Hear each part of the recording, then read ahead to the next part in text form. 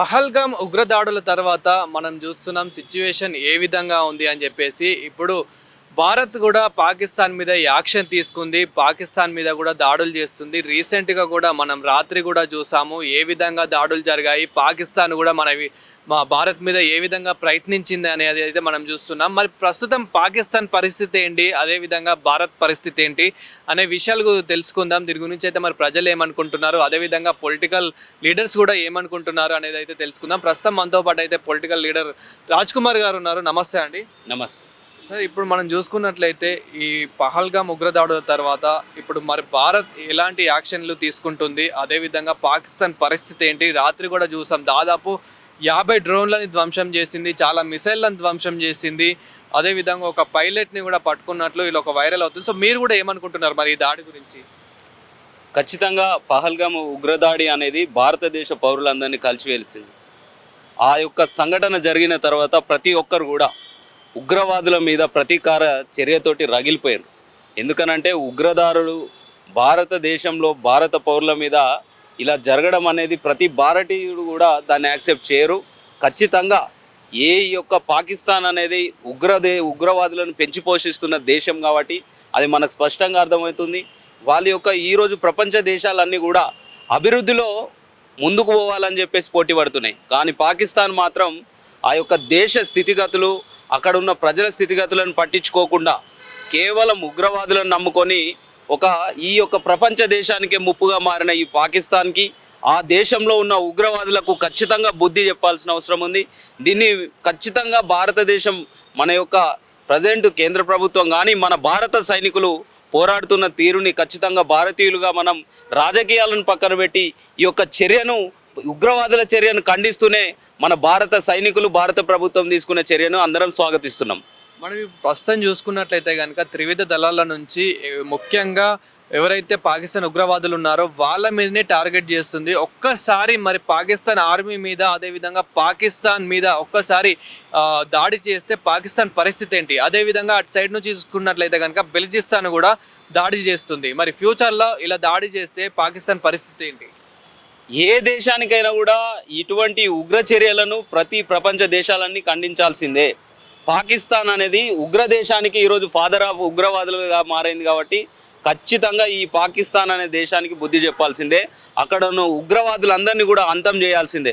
భారతదేశమే కాకుండా ప్రపంచ దేశాలన్నీ కూడా ఇప్పుడు ఉగ్ర చర్యను తీవ్రంగా ఖండించినాయి. దాన్ని ఈరోజు భారతదేశం అక్కడున్న ఉగ్రవాదుల మీద, ఆ ఉగ్రవాద క్యాంపుల మీద దాడులు చేస్తుంటే ఈరోజు ప్రపంచ దేశాలన్నీ కూడా మనకు వెన్నుదన్నుగా నిలిచే పరిస్థితి ఉంది. మరి నిజంగానే పాకిస్తాన్కి ఈరోజు అన్యాయం జరుగుతుంటే భారతదేశం మన భారత సైనికులు వాళ్ళ మీద అన్యాయంగా వాళ్ళని ఆక్రమించుకోవడానికి మనం యుద్ధం చేసేది ఉంటే ఈరోజు ప్రపంచ దేశాల మద్దతు మనకు లభించేది కాదు. ఖచ్చితంగా ఈ యొక్క పాకిస్తాన్, అక్కడ ఉన్న పాకిస్తాన్ ఆర్మీ అక్కడ ఏదైతే ఉగ్రవాదులను పెంచి పోషించి ఈరోజు ప్రపంచ దేశానికి ఏదైతే ఒక కంటిలో నలసలాగా ఈ యొక్క పాకిస్తాన్ దేశం అనేది తయారైంది. అక్కడ ఉగ్రవాదులు తయారైంది కాబట్టి ఈ ఉగ్రవాదులు ఏ దేశంలో ఉన్నా వాళ్ళని ఏరిపారేయాల్సిందే. ప్రపంచంలో ఉన్న దేశాలన్నీ ఈరోజు అభివృద్ధిలో పోటీపడే దేశాలన్నిటిని కూడా ఉగ్రవాద చర్యను ఖండించి అక్కడున్న ఉగ్రవాదులను అంతం చేసే వరకు కూడా ఈ యొక్క చర్యలు ఆగకుండా చూడాలని మేము కోరుతున్నాం. అదేవిధంగా మన దగ్గర ఇంకా చాలా చాలా పెద్ద మిసైల్స్ ఉన్నాయి. దానికి సంబంధించిన ఏవైతే ఆయుధాలు ఉంటాయో మన దగ్గర ఇంకా ఉన్నాయి, కానీ అవి ఇంకా ఉపయోగించడం లేదు. మరి అవి ఎప్పుడు ఉపయోగిస్తారు అనుకోవచ్చు? ఖచ్చితంగా యాక్షన్కి రియాక్షన్ ఉంటుంది. వాళ్ళు ఏదైతే పాకిస్తాన్ వాళ్ళు చేస్తున్నారో వాళ్ళకు ధీటుగానే మన సైనికులు ఎదుర్కొంటున్నారు. వాళ్ళ యొక్క చర్యలన్నిటిని కూడా తిప్పి కొడుతున్నారు. కాబట్టి ఖచ్చితంగా భవిష్యత్తులో అవసరమైందంటే ఈ యొక్క పాకిస్తాన్ ఉగ్రవాదులు, అక్కడ ఉన్న సైనికులు చేసే రియాక్షన్ని బట్టి మన యాక్షన్ ఉంటుంది. ఖచ్చితంగా భారీ ఆయుధాలు వాడాలా లేకపోతే నార్మల్ ఆయుధాలు వాడాలనేది మన భారత సైనికులు తీసుకుంటారు. సరైన సమయంలో సరైన ఆయుధాలు బయటకు వస్తాయి. సరైన సమయంలో సరైన విధంగా పాకిస్తాన్కి బుద్ధి చెప్తారని మనం అనుకుంటున్నాం. ప్రతి ఒక్క 140 కోట్ల మంది భారతీయులు ఈరోజు రక్తం అంతా మరిగిపోతుంది పాకిస్తాన్లో ఉన్న ఉగ్రవాదులు చేస్తున్న ఈ యొక్క చర్యలన్నిటిని. మన దేశానికి వచ్చి మన దేశ ప్రజల మీద ఈరోజు దాడి చేసిపోయారు అని అంటే ఆ యొక్క ఉగ్రవాద మూకలన్నిటినీ ఉక్కుపాదంతో అణచివేయడమే కాకుండా వాళ్ళ తలల్ని తెగ నరికినప్పుడే ఈ యొక్క ప్రపంచ దేశాలకు కావచ్చు, ఈ యొక్క భారతదేశానికి కూడా ఈ యొక్క ముప్పు అనేది తగ్గుతుంది. ఎందుకంటే పాకిస్తాన్ అనేది దేశం ఈరోజు ఈ యొక్క ప్రపంచ దేశానికి ఒక ముప్పుగా తయారైన దేశం కాబట్టి ఖచ్చితంగా ఆ దేశంలో ఉన్న ఉగ్రవాదులను అణచివేయాలి. ఆ ఉగ్రవాదులకు సపోర్ట్ చేస్తున్న ఎవడైనా కూడా వాని యొక్క తలను నడి రోడ్డు మీద తెగ నరికినప్పుడే ఈ యొక్క ప్రజలందరూ సుఖశాంతులతోటి ఈరోజు తిరిగే పరిస్థితి ఉంటుంది. ఖచ్చితంగా ఈ యొక్క పాకిస్తాన్ దేశం ఇప్పటికైనా అభివృద్ధి మీద ఫోకస్ పెట్టి అక్కడ ప్రజల అభ్యున్నతికి ఆలోచించాలి తప్ప ఉగ్రవాదులను పెంచి పోషిస్తే ఆ యొక్క దేశ పరిస్థితి ఎప్పుడు చిన్న భిన్నమే ఉంటుంది. ప్రపంచ దేశాల ముందు దోషిగానే నిలబడి ఉంటుంది. ఇక్కడ కూడా కొంతమంది స్లీపర్స్ ఉన్నారు, వాళ్ళు కూడా ఇంకా పాకిస్తాన్కి సపోర్ట్ చేస్తున్నారు, చాలా మంది స్లీపర్స్ ఉన్నారు అని చెప్పేసి వినిపిస్తుంది కదా, అలాంటి వాళ్ళని ఏం చేయాలి?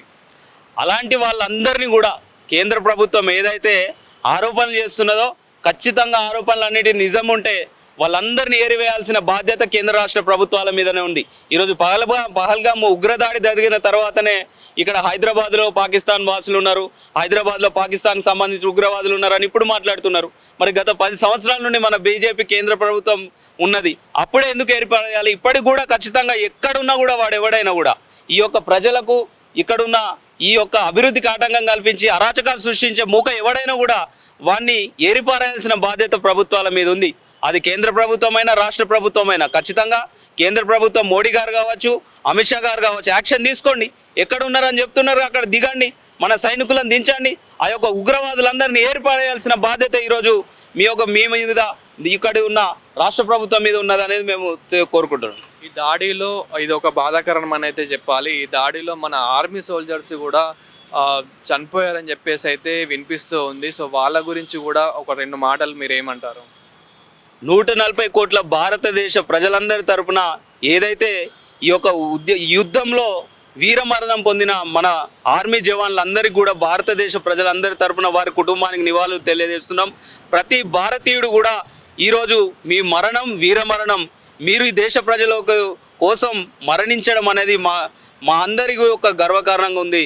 మిమ్మల్ని అందరం కూడా మా యొక్క భవిష్యత్తులో మా పిల్లలు కూడా స్ఫూర్తిగా తీసుకొని భారతదేశం కోసం కొట్లాడడానికి మీలాగా వీరమరణం పొంది ఈ దేశ ప్రజలను కాపాడడానికి మా వంతుగా మా యొక్క భవిష్యత్ బిడ్డలను అందిస్తామని ఆ యొక్క వీర జవానికి అదే నిజమైన నివాళులని తెలియజేసుకుంటున్నాం. ప్రస్తుతం మనతో పాటు కాంగ్రెస్ నాయకులు బాబా గారు అయితే ఉన్నారు. నమస్తే అండి. నమస్తే. ఇప్పుడు దేశవ్యాప్తంగా మనం చూసుకున్నట్లయితే కనుక భారత్లో ఏ విధంగా దాడులు అయితే జరుగుతున్నాయో మనం చూస్తున్నాం. అంటే భారత్ వచ్చేసి పాకిస్తాన్ మీద దాడి చేయడం అయితే జరుగుతుంది. మరి దీని గురించి మీరేం మాట్లాడతారు? ప్రతి హిందూ మన భారతీయునిగా ఈ వయసులో గిట నా వయసు 56 ఏళ్ళ వయసు నాకు. ఇప్పుడు గిట నాకు పంపిస్తే నేను దేశం గురించి ప్రాణత్యాగం చేయడానికి సిద్ధంగా ఉన్నాము.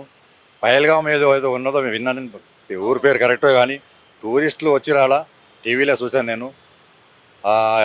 ఏమంటారు అది పాకిస్తాన్ ఏమంటారు అది టెర్రరిస్టులు అంటారు కదా, వాళ్ళు వచ్చి ఒక పూర్ ఫ్యామిలీ మంచి వాళ్ళు ఏదో పిక్నిక్కి వస్తే వాళ్ళకు చాలా ఏడిపోతున్నా, నాకు చాలా బాధ అనిపిస్తుంది. నాకు ఒక పెళ్ళి అయ్యి ఒక 6-7 దినాలే చనిపోయిన మనిషి తిట్టొద్దు. కానీ ఈ పాకిస్తాన్ ఫాల్తూ పోలీసు వాళ్ళకు కానీ వాళ్ళ మిలిటరీ వాళ్ళకు కానీ వాళ్ళకు బరాబర్ మన నరేంద్ర మోదీ గారు నేను చూసిన టీవీలో బరాబర్ వాళ్ళకు అటాక్ చేస్తారు, వాళ్ళకు నాశనం చేయాలి మొత్తం ఐఏఎస్ ఏజెంట్ కానీ టెర్రరిస్టు కానీ పాకిస్తాన్ కానీ. నాకు అవకాశం ఇస్తే నేను బరాబర్ ప్రాణత్యాగం చేయడానికి సిద్ధంగా ఉన్న భారతీయునిగా చాలా ఖండిస్తున్నా. ఎందుకంటే చాలా తప్పు ఇది వాళ్ళు చేస్తున్నది.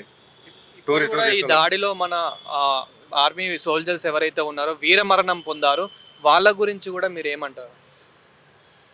మన భారతీయ వాళ్ళకు ఎంతైనా నివాళి కల్పించినా సరే వాళ్ళకు మన ప్రైమ్ మినిస్టర్ గారు ఇల్లు ఇవ్వాలి, వాళ్ళకు అవార్డు చేయాలి, వాళ్ళకు ఇండియన్ ఆర్మీని సెల్యూట్ చేస్తా. ఎందుకంటే వాళ్ళు దేశ రక్షణ గురించి మనకు బార్డర్లో వాళ్ళు ఉంటేనే మనం నిద్రపోతున్నాం సార్. వాళ్ళు ఎంత చేసినా మనం తక్కువే. వాళ్ళ ఇల్లులకు వాళ్ళ ఇంటి వాళ్ళకు ఆదుకోవాలి మన నరేంద్ర మోదీ గారు. ఇంకా మేము ఇంకెంత నివాళి వాళ్ళకు జయిందని చెప్తున్నాం. అదేవిధంగా మీ గురించి కూడా ఏమని చెప్తారు? అంటే మీరు కూడా ఇప్పుడు మీ పరిస్థితి ఎలా? నేను 26 ఏళ్ళతోటి ఇప్పుడు మన వర్కింగ్ ప్రెసిడెంట్ గౌరవనీయులైన జగ్గారెడ్డి గారి అభిమాని ప్లస్ ప్రైవేట్ సెక్యూరిటీ. ఇప్పుడైతే ప్రైవేట్ సెక్యూరిటీ చేస్తలేను ఒక ఏళ్ళ, ఎందుకంటే వయసు 26 ఏళ్ళు. ఇప్పుడు నాకు ప్రతి ఎలక్షన్లో ఫస్ట్ ఎలక్షన్ 2004లో అయింది కదా సార్, అప్పుడు టీఆర్ఎస్లో గెలిచిండు సారు. ఆయన పేరు మీద గెలిచిండు, మేము గెలిపించుకున్నామని చెప్తలేము. మేము గిట ప్రయత్నం చేసినాం. ప్రతి కులపోలు ఎస్సీ ఎస్సీ మాలా మాదిగా సంగారెడ్డిలో మీరు కనుక్కోవచ్చు బాబర్ అని. ఎట్లా వీళ్ళంటే జగ్గారెడ్డి మంచి అని చెప్తారు. టీజీఆర్ ఆయన మంచోడు. మన కరోనా వచ్చిన సమయంలో గిట కేరళకు కానీ గుర్తు తెలియని స్టేట్లకు ఎవరైనా అడిగితే ఫ్రీలో ఆక్సిజన్ సిలిండర్లు ఇచ్చారు మన జగ్గారెడ్డి సాబ్. ఎవరు వచ్చినా ఓట్లు మన ఓటర్ లేకున్నా సార్ నేను బీమార్ ఉన్నా నేను ఎట్లా ఉన్నా అంటే మొన్న వాళ్ళ బిడ్డే ఎంగేజ్మెంట్ అయింది. చాలా నాకు సంతోషం. ఒక మంచి ఇంటి పని చేసాడు.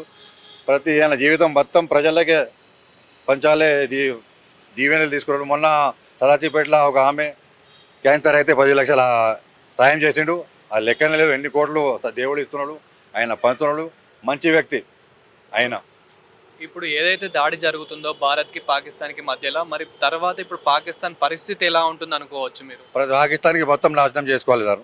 వాళ్ళు రాడర్ సిస్టమ్ తోటి మనము భారతదేశ సైనికులు వాళ్ళకు డిస్మాంటిల్ ఏమంటారు అది ధ్వంసం చేశారు కదా. ప్రతి ఉగ్రవాది కానీ వానికి డౌట్ వస్తే వానికి షూట్ చేసి పారేయాలి పాకిస్తాన్ వాళ్ళకు. హైదరాబాద్లో ఉన్న మన తీసిరు కదా ఒకటి ఎవరైతే ఉన్నారో వాళ్ళకు వీసా ఉండాలి ఉండకపోయింది సార్. ఎప్పుడైనా ప్రమాదం వాళ్ళతోటి పాకిస్తాన్ వాళ్ళతోటి వాళ్ళకు ఒక్కొక్క ఇంటికి లెంకి పోలీసు వాళ్ళు హైదరాబాద్ ఆనంద్ గారు కమిషనర్ గారు డీజీ గారు లెంకి వాళ్ళకు పంపించాలి పాకిస్తాన్కి. అవసరమైతే మహాత్ముడికి అవకాశం ఇస్తే మేము వాళ్ళ పోయి యుద్ధం కాదు ప్రాణ త్యాగమైన చేయడానికి సిద్ధం.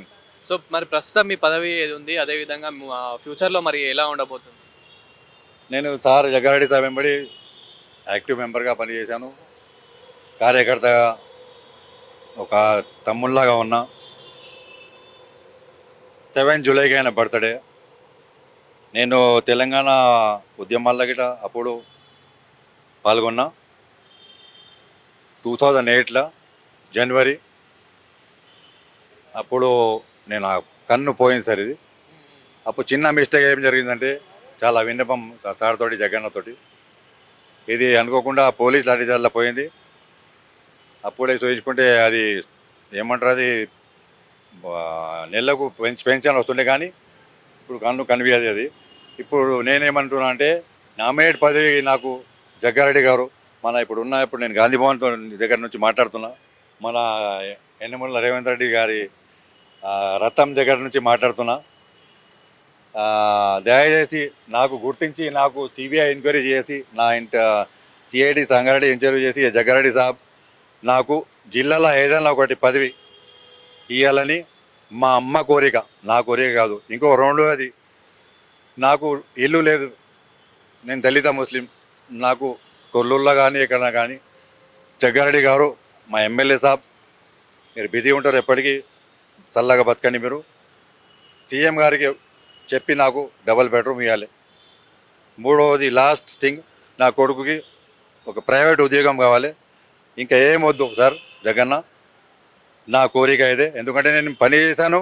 इट्स माई राइट ना हकू मेरा काम है। मैं क्या बोलना चाह रहा हूँ बोल दो जो पाकिस्तान का टेररिस्ट आप जो बोले बहुत बड़ा गलती करे। पहलगाम में जो टूरिस्ट को मारे तो ये लोग मारे तो वहाँ का थोड़ा बहुत सिक्योरिटी प्रॉब्लम भी होगा मगर इनको चुन चुन के मारना चाहिए। बहुत अच्छा जवाब दे रही है आर्मी, हिंदुस्तान की आर्मी अच्छा जवाब दे रही है। मेरा बोलना ये है कि हैदराबाद में भी अब जो भी प्रोटोकॉल है जो भी नरेंद्र मोदी साहब निकाले जैसा सीएम साहब भी बोले बल रैली में कैंडिड रैली में बराबर हम करेंगे बोल के वाकई सीएम है नंबर 1 सीएम ऐसा नहीं मिलता, सुपर सीएम है। और हमारे अवैसी साहब भी एमपी अच्छा बात करे उन्होंने। खैर बड़े लोग हैं इनके बारे में हम नहीं बोलना। वी कैनॉट क्या बोलते हैं उनके बराबरी हम नहीं कर सकते। वो बॉर्डर पे जो अभी मार रहे हैं बराबर एक एक को चुन के मारना पाकिस्तान आर्मी के वालों और वहाँ के आतंकवादियों को। दूसरी बात मैं जग्गा रेड्डी साहब के साथ काम करा। उत्तम कुमार रेड्डी साहब सिविल सप्लाई मिनिस्टर है और हमारे इंचार्ज मिनिस्टर हमारे मैडम है। मेरे को भी एक नॉमिनेट पोस्ट देना बोल के मेरे माँ की ख्वाहिश है। Thank you. Thank you sir.